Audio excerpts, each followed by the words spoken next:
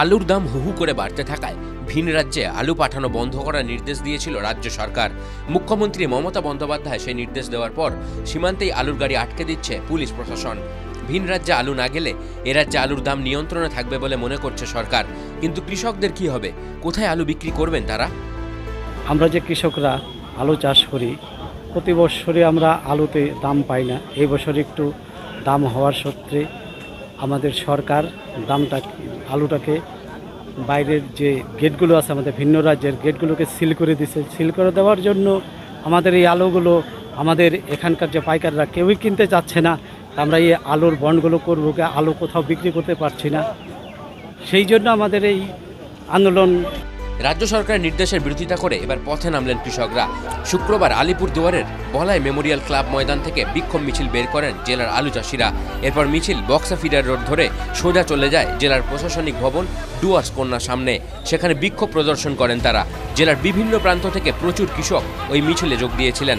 কৃষকদের দাবি, ভিন রাজ্যে আলু পাঠানো বন্ধ হয়ে যাওয়ায় হিমঘরে মজুত করা আলু পাইকাররা আর নিচ্ছেন না। পাশাপাশি সরকারের তরফ থেকেও কৃষকদের আলু কেনা হচ্ছে না। ফলে সহায় সম্বলহীন হয়ে পড়েছেন তারা।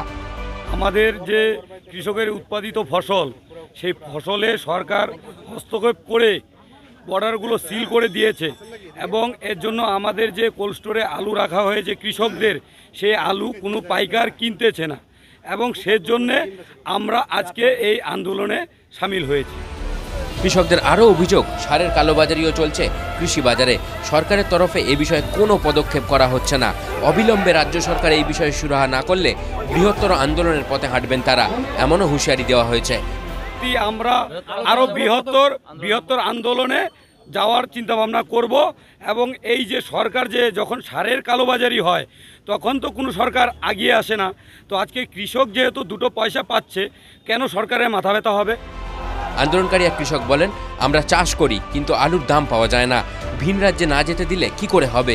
কৃষকরা তো দুটো পয়সা পাচ্ছে, তাহলে ন্যায্য মূল্যে সরকার আলু কিনুক, আমরা তো সেটাও দিতে প্রস্তুত। কার কাছে আলু বিক্রি করব আমরা এখন? তাহলে সরকার আমাদের ন্যায্য মূল্যে আলুটা কিনুক, আমরা দিতে প্রস্তুত। তো সেই উদ্দেশ্য নিয়ে আমরা এখানে আসা আজকে। বর্ডারগুলো খুলে দেওয়া হোক এবং পাইকাররা যেন আমাদের কাছ থেকে আলুগুলো নেয়। যদি ভিন রাজ্যে যদি বর্ডারগুলো না তুলে দেয় তাহলে সরকার আমাদের থেকে ন্যায্য মূল্যে আলু কিনুক, এটাই আমাদের দাবি।